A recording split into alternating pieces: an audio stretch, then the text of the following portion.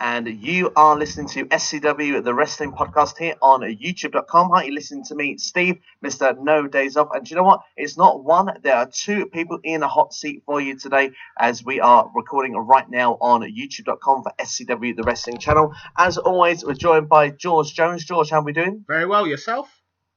Yes, very well, thank you. And we've got a very special guest indeed on the show today from a limited edition pro wrestling, Joe Obrey on the show. Joe, how are you feeling? I'm very well, thank you. How are you guys?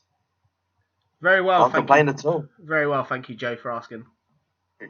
Good. Well, we've got a lot to cover on the show for us today. We're going to aim to go for around about half an hour for this show. But, of course, we're going to be getting to know Joe on a good level. We're going to see what got him into the business, made him a fan. Talk about, of course, limited edition pro wrestling. Going to really talk about the academy because Joe heavily involved with the academy as well. I'd like to talk to you as well, if we've got a bit of time, about the UK wrestling scene as well. And just if we have a little bit of time in the end, we'll give you a little bit of WWE news as well. So we're going to crack straight on with it. And, Joe, if you wouldn't mind kicking us off, just let us know what really got you into professional wrestling.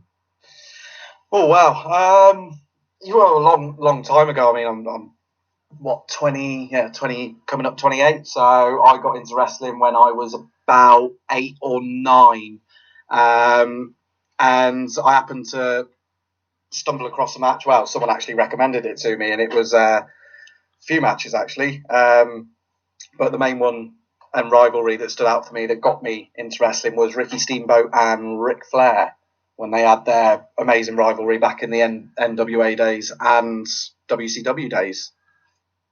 Fantastic choice as well. Great time as well to be a wrestling fan throughout that rivalry. George, do you have a much recollection of that rivalry? Yeah, I think that was just at WCW just before it hit its pinnacle. So, yeah, two fantastic wrestlers, clearly icons to the business.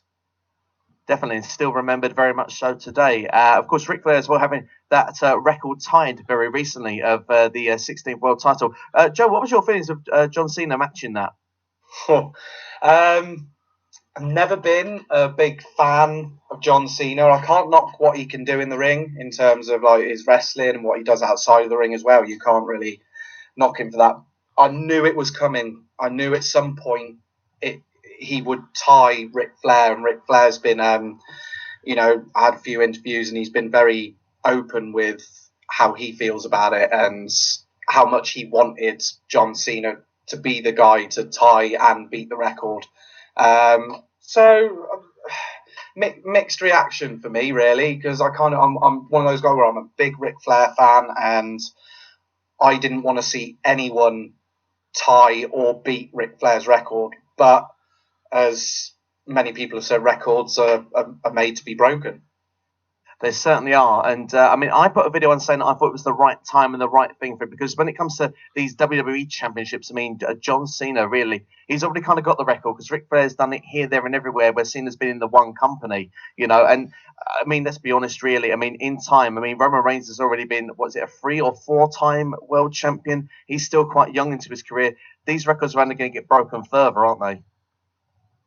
Well, yeah, there's going to be, you've already got Randy Orton. I think he's on his, correct me if I'm wrong, he might be on his 12th, maybe 13th championship. And from this past Sunday, he's going to be lined up to take on the WWE Champion, whoever that will be at WrestleMania. But there's so much potential already where it might not just be John Cena who ties and beats it. It could be Randy Orton. Triple H is quite close, whether he'll come and step back in and maybe, take the title again. I don't know, but yeah, there's lots of potential and lots of people ready to beat that record.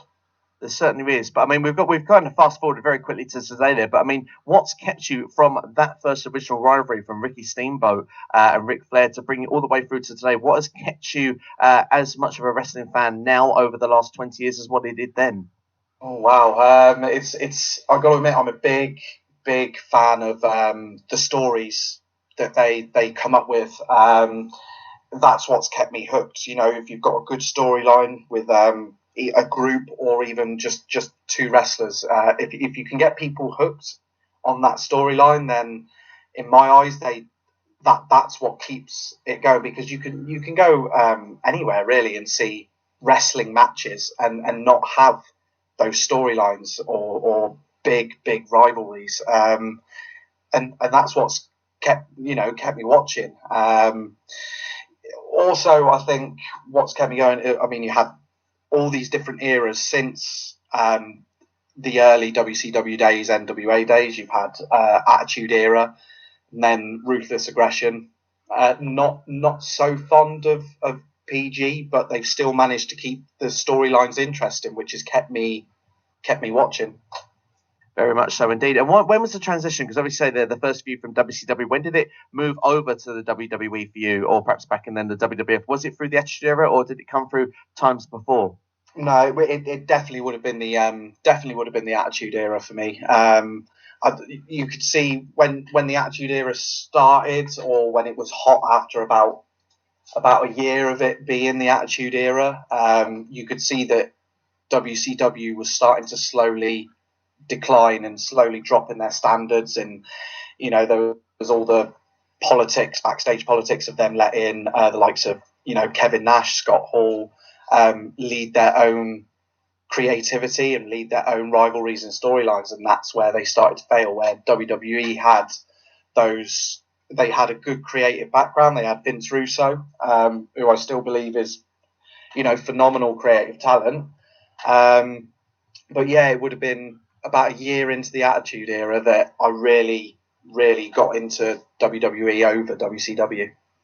I think for a lot of people, it kind of felt the same way if they were WCW people, of course, because, like you say, they just were doing things that raised the bar and you hadn't seen before from the side of WWE. I mean, particularly, I was on the network last night, and I must admit, I had to check out an old classic, the Hell in a Cell match, The Undertaker and Mankind, where he's thrown off the cell. I mean, it's just something you just wouldn't even dream of thinking of seeing. Obviously today, of course, I know Shane McMahon kind of threw himself off of it, but it was never to the same sort of degree, in my personal opinion, because you could see from a mile off Shane was never going to hit it, and he was always comfortably through the table. It just felt a real shock value when you saw it originally back then, and the fact as well, the impact of the drop, and the fact that you could see as well Mankind kind of just went straight and sort of railing off of the table as well.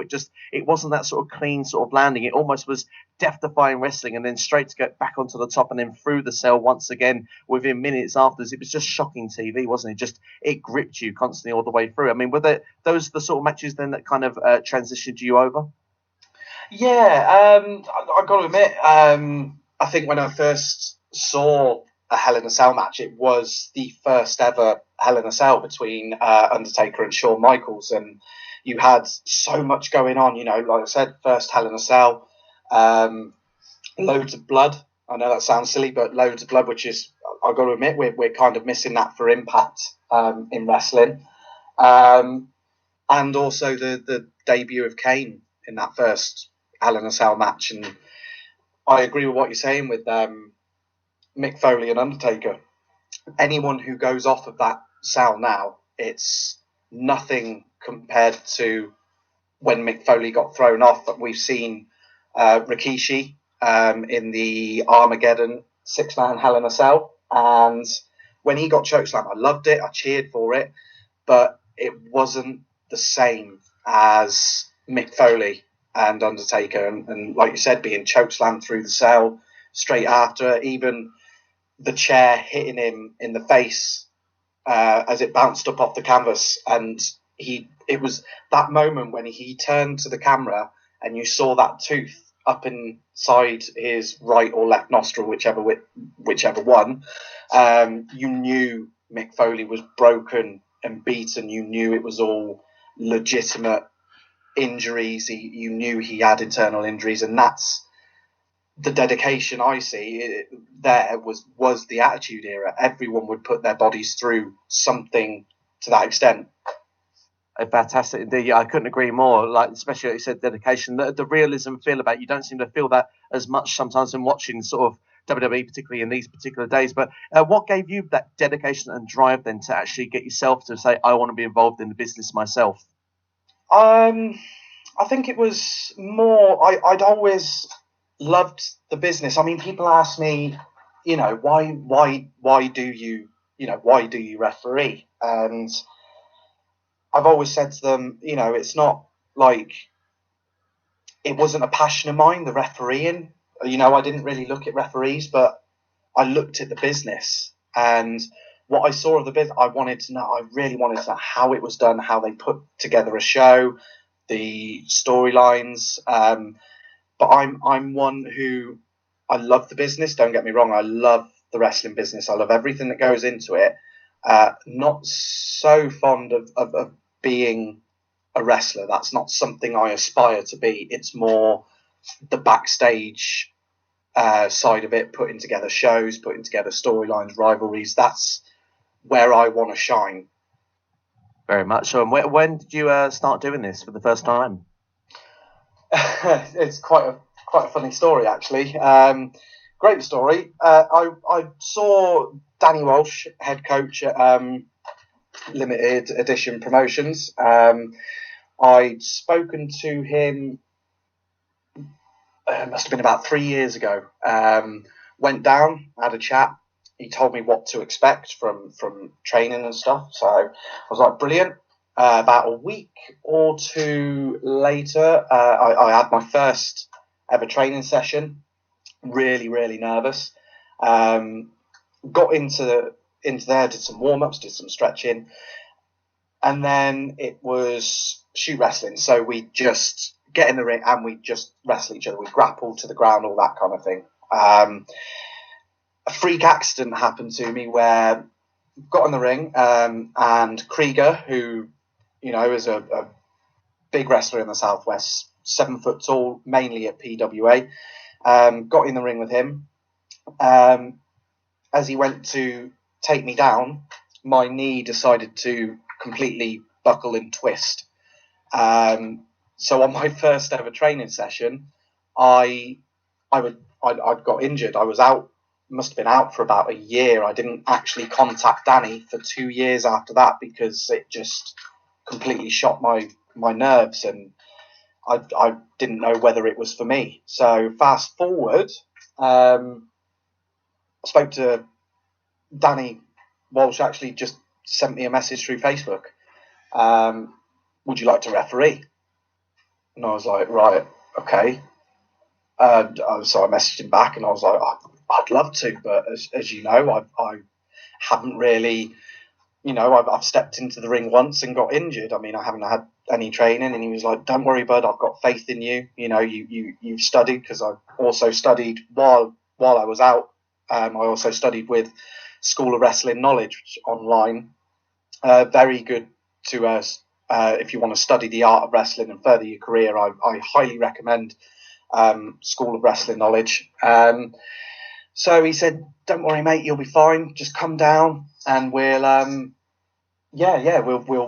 you through it and tell you what we want to do. I was like, right, okay, this is big. You know, last time I was down there, I got injured. So went down there, you know, got kneed in the face in the main event, which was fun. So I was taken out, and that was actually also my first ever refereeing experience. Also included Jason King winning his Academy Championship for the first time. A very special moment, I must imagine, to be involved in such a prestigious moment.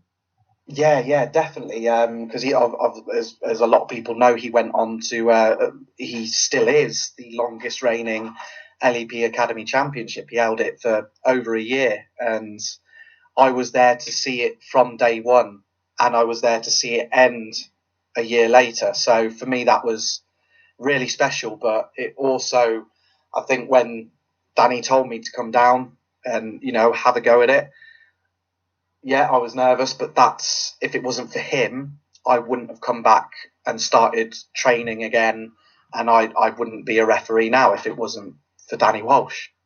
Well, we have to give a big shout out then to Danny Walsh to thank him for getting you back in there, to be brutally honest, because it's good to see a big part of it, a big part of limited edition productions. And just to say very quickly, so what sort of influence do you have then as a referee? How big of an influence are you involved with the matches? What sort of is involvement in that referee standpoint? It's hard to say, really. I mean, Danny's also, he's taken me under his wing. He's teaching me the business side now as well. So, I mean, you know, Danny books the matches, or he gets, we've had another booker. Can't really remember his name, I'll be honest. He was only there a couple of weeks. He did well, but, you know, prior, engagements. He had to stop booking the matches for us. But yeah, I think it's more I get on well with the guys out the back, so it's like I try and pump them up before a show. When I'm down at the academy, I'm always helping out. Trying to encourage them and really, just help out as like a cheerleader, so to speak, when I'm down the academy. But then when it's at a show, if people come to me and talk to me and ask me if this will work, and I'll tell them what I think. Sometimes they don't take, they won't listen to what I say. Sometimes, they'll be like, oh, well, I reckon this will work better. But yeah, it's more at the moment just a referee, but learning the business side. So I'm hoping to have a bit more influence in the future. Sounds really cool indeed. Well, I'm going to bring George in at this point because George hasn't been too heavily convinced with this interview so far. And I want to bring him because I know he's got a few questions regarding the business side. So, George, I'll let you fire away with the next questions. Yeah, no problem. So, Joe, what is your current thoughts of the product LEP are putting out, and what are your sort of aspirations for the future in LEP, if I may ask you? Well, at the moment, we had a really good year last year. I won't say it was a phenomenal year, but it was a good year in terms of getting our name out there. We toured. We did places like Plymouth. We've done Salt Ash, Torquay.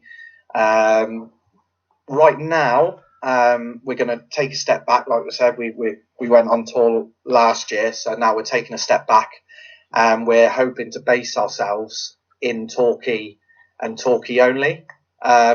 Maybe venture out into Peyton and Brixham as the year goes on, but I think for now we're looking at venues around the Torquay area. But yeah, things are actually looking good. I think we're now more focusing on the academy as well, so we're looking to step that up. And we've just had one of our assistant trainers, Dynamite Dave Fury. He's brought in a program to get everyone into shape, build their bodies up. So we've got a lot going on down the academy at the moment. I think 2017 is going to be big for LEP. Definitely, that's really, really positive. I'm going to have to ask you the $1 million question, though, that everyone's asking and want to know the answer. What have you made of this invasion from the legendary Dead Man's Hand so far into LEP, and how has that affected the day-to-day running of your business? Oh, yeah, Dead Man's Hand. I've been very fortunate at the moment where I wouldn't say fortunate. I mean, half the time I've been taken out by the other wrestlers. I've gotten in the way or whatever. So I've been being seen to backstage. So I haven't actually been in the ring when they've showed up. So I'm really happy about that. But I know there's going to be a time where no one's going to take me out. I'm not going to get in the way, and they will show up. But they are slowly trying to destroy LEP. I don't know what. I'll be honest. I really cannot fathom what they've got against us. We do good. We try to. We have Wednesday sessions down the academy where Danny and our other assistant coach Steve Wood. They train the kids. They out the kids. So we're doing good. It's hard to figure out why they want to take us out. We're not a massive promotion. We're not Rev Pro. We're not ICW. Why would they choose us? That's what we're asking, and it's made things very hard because we're always, when we've got a show on, we're always looking around. And I'll admit, every time we get to a venue, we set the ring up. A few of the wrestlers get together and they check various places in the building to see if they can, if they're lurking somewhere, if they're hiding somewhere, but we haven't managed to find them at the moment. And then they just turn up. They do turn up out of nowhere. So it's very hard to control the situation. It's very hard to stop them from getting in the building when we don't know where they are. What have you sort of made of their dealings in the way that they've now got the LEP Academy title, and what have you made of that and the way that transpired? I'll be honest, I can't stand them. I despise them so much, and what angers me is Blake Harrison, LEP Academy Champion, and also in Dead Man's Hand, as it's just been revealed, he was a friend of mine. Not so long back he was a friend, but something in him snapped. I don't know whether it had anything to do. I don't know whether Dead Man's Hand had, got hold of it and brought him into the fold, or whether he's been there from the start. That's one thing I don't know. But yeah, I don't like the way it was won. I don't like the way Blake, now he's been revealed as in Dead Man's Hand, he seems to think he's untouchable. He seems to think that they'll always be there, but there could be a time where he's on his own, and that's when it's LEP's turn to strike. It's really tough because, like I said, I haven't really been out there when they've been there. I haven't really seen what they can do apart from a few clips from fans and stuff like that. They're a big threat. Him, Dead Man's Hand, and Blake Harrison are a big threat to LEP, and the way they're going about the business, it's not right, and I think a lot of people would agree with me. Yeah, they're doing a very good job of making enemies. Clearly, recently they seem to have this massive war going on with Vinny Clay and Jason Kinn. Do you think Vinny Clay and Jason Kinn will be enough to save LEP from this ongoing threat? I'll be honest. No, I don't think. Not because of their abilities or anything, because they're phenomenal talents. I don't think two people would be enough. This is the thing. This is the problem we've got. We need the lads and the boys out the back to step up. We've had the rocker John Harding. They've had a few altercations with him. He's come out to help Vinny Clay at the last Torquay show, if I remember rightly. We people need to step up. We need to now nip this in the bud while we can. Get that championship back, take out Dead Man's Hand, and then focus on going forward with LEP. Brilliant. Moving forward now onto a more positive subject, can you tell us about the fantastic LEP Academy and how people can join? Yeah, of course I can. I mean, we've just had posters redone that have just gone up on the LEP Facebook page.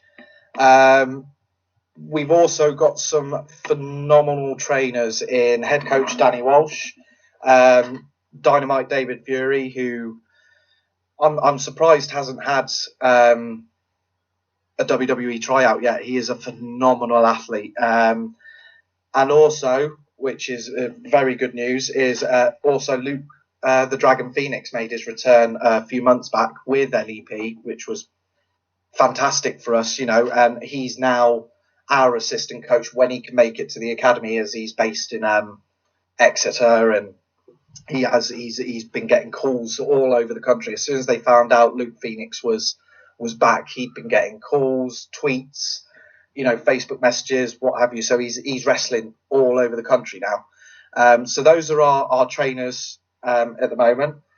We have just put prices up, so it's no longer £30 for the month. It's now £40 for the month, or you can pay each week, which will get you 2 sessions a week on a Tuesday and Thursday, and that for the week it's £15. Obviously, if you opt to go for the, it's best to go for the monthly membership because it would save you a lot of money, and you get workout, you get diet plans from David Fury. He will teach you everything he knows about going to the gym, dieting, eating the right stuff, all that kind of thing. He's also a fantastic chain wrestler, so you'll learn a lot of different wrestling styles down our academy as well, because all 3 coaches have different styles, which is nice. Luke Phoenix being a high flyer, Dynamite David Fury being a brawler and a powerhouse, Danny Walsh somewhat of he's quite a good technician in the ring. So yeah, the time is now to come down to LEP. It really is. Brilliant, thank you for that. Steve, did you have anything else you wanted to add? Yeah, there's a couple of things I want to add. Just quickly, while you're talking on the subject of the academy, say I wanted to actually join the academy today. I was going to sign up and say, that's it, I'm coming for every month. How long would I be looking before I could start maybe getting myself into a ring and maybe even performing on, some sort of stages before getting to the main shows?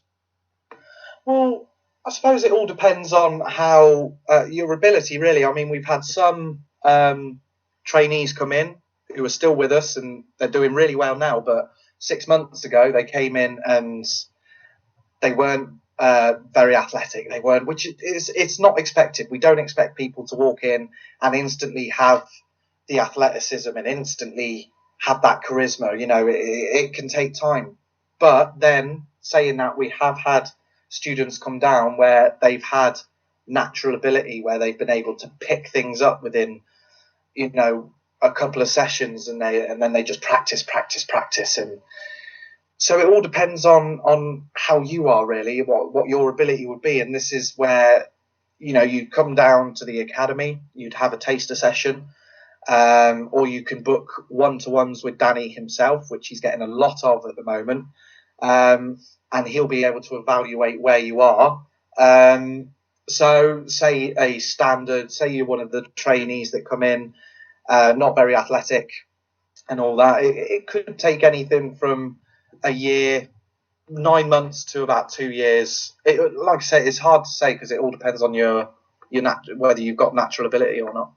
Of course, it always comes from, like you say, people have different levels and stuff. And I suppose what a lot of this podcast comes down to today is determination. If you're determined to get yourself where you can get it and you can get hold of it, you can push on and maybe get yourself in an LEP ring. Yeah, it's all about passion and dedication. If you've not got the passion, you've not got the dedication or the drive, then it's not being harsh, but it's kind of, you're wasting your own time. If you've not got that passion and drive, then you're not going to go anywhere. You need to have the passion for wrestling. You need to have the drive to make yourself better and to want to get into that ring and go and work for other promotions once you're trained up. And that's what it's all about, passion and dedication. Certainly. So for all our listeners listening right now, it's passion and dedication, and you never know, you can make it. Like you say, you doesn't have to walk through the door and instantly be an expert. You've got the best trainers there for you, and you could become a graduate of the LEP Academy. Just quickly, Joe, I've got one more topic I'd love to quickly talk to you about. Speaking of the UK wrestling scene, I'd just like to get to know your feelings, because so much attention has been put on the UK scene right now. It seems that almost like the birth of UK wrestling is growing again, almost like it had attitude era, if you want. We've had some such great stars coming through the United Kingdom, going through to the United States, and we see like the likes of WWE putting in their own United Kingdom Championship tournament together. We see the likes of What Culture doing their own WCPW. Do you see, as well with the World of Sport wrestling as well on ITV, how bright the wrestling scene is for the United Kingdom? What's your feelings on this? It's looking so good at the moment. There was a period where, say, if you had asked me 8 years ago who the top British wrestlers were, I wouldn't be able to tell you, because I had no clue. It was WWE and TNA and ROH and PGW or one of them. So yeah, you had all these top American promotions, but didn't really know much about the UK scene, and then started looking into it, and now it just seems to have gone boom, and everyone is watching the UK for wrestling. There are so many promotions out there looking at the UK for the next breakout star, and you've now got the likes of Will Ospreay, Marty Scurll, all over wrestling all over the world. Even as far as Japan. So it's looking very good for the UK at the moment. It certainly is, like you said. You've only got to look at Wrestle Kingdom. We see Will Ospreay a part of that as well. So it just goes to show the heights and how great that you can be in the United Kingdom. It seems at the moment so many of my friends are making an effort to go to a lot of these local shows, and it really gives that buzz, and there's really sort of that excitement back there. And it's good to have your take on it. And of course, it gives you that more buzz as well if you are in the Southwest, or even if you're not in the Southwest and you want to be in a ring and getting to learn that it's perhaps one of the best times to be getting yourselves involved in professional wrestling. Oh, definitely. I mean, like I said, the world is watching the UK at the moment. So, you could, once you're trained up and you've had a few years experience and all that, and you go to these top promotions like Rev Pro, ICW, Progress Wrestling, you could be scouted. Next thing you know, you could be over in America or even Japan, wrestling over there and starting to work on your craft and just getting better and better. And you could end up in the WWE. You could end up in NJPW, New Japan Pro Wrestling. It's such a good time to. If you're saying to yourself now, anyone listening, if you're saying to yourself now, I'd love to learn to wrestle, but maybe now's not the right time. You will keep saying that. You will keep saying to yourself, no, it's not the right time, and you'll never do it. Just turn around, just say to yourself, do you know what? My time's now.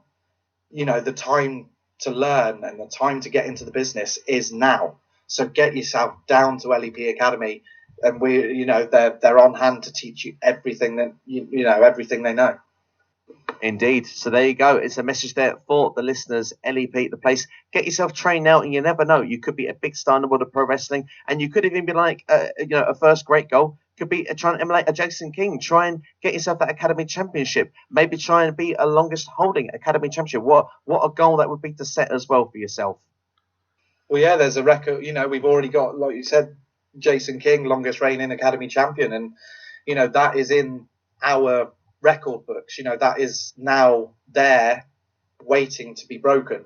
So we're hoping for someone to there'll be someone who breaks that record, and there'll be someone that goes on to break many other records, to win championships, to get noticed, to get scouted, to further their career. But the only way you can do that is by getting down to an academy, LEP Academy, and get training. You train hard, you work hard, you'll make something of yourself. But don't wait. The time's now. Certainly, indeed. Well, that's all the questions I have. George, is there any more questions you'd love to ask Joe? No, I think we've covered. It's been a rather fascinating interview again. Yeah, really enjoyed it. And Joe, is there anything you'd like to plug quickly just before we close the podcast? Well, yeah. I mean, hopefully, people have been messaging the likes Danny and LEP Promotions about when we're going to have any shows. We are hoping March that we restart doing shows. We're just trying to, we're focusing more on the academy and training at the moment. But yeah, we'll be back doing shows. So hopefully March, April, that'll be the time, the first time you'll see us this year, and we'll carry on through the rest of the year. But yeah, watch this space for March or April. Certainly. Would you recommend them checking out the Facebook page? Yes, definitely check out the Facebook page. Just type in the search bar limited edition promotions or LEP wrestling. All the information about training is in there. We'll have information about shows, updates on current events. So with the likes of Blake Harrison and possibly Jason King and a few others. There's always updates. There's always something going on limited edition promotions Facebook page. So definitely give us a like. Definitely, I recommend that as well, because I certainly have done that, and it's great to keep up with what you guys are doing. It's great to have you on the show, Joe, so thank you so much. George, great to have you on as always as well. Just to give people the means then of what they can do with this particular YouTube channel, you're now listening and watching on SCW, the wrestling channel here on youtube.com. Subscribe to that channel, like and share the video. If you have any comments as well, drop them in the comments below as well. We can always direct you to the LEP page if there's anything that you need as well. But as well as that, hit the little bell on the top as well, so you can keep up to date with everything as when they are posted. Of course, it can be news to do with WWE. It could be further podcasts. It could even be involving some of the stars of LEP Pro Wrestling as well. Because as well, we have previous interviews that George has conducted with Jason King, Danny Walsh. We've also got Blake Harrison and as well Vincent Andrews, I believe, was the other one, if I'm not mistaken. So there's plenty of interviews you can be checking out now regarding LEP. And we're so glad that you've actually stayed with us, and hope you've enjoyed this particular podcast. And as well as that, go to the Facebook page right now. Go to the top of the search engine, type in SCW, the Wrestling Podcast. Hit that like button right now, because you can keep up to date with everything as it's posted on there as well. But I'd like to thank Joe and George one more time. My name has been Steve. This is SCW, and we'll see you next time here on youtube.com. Take care.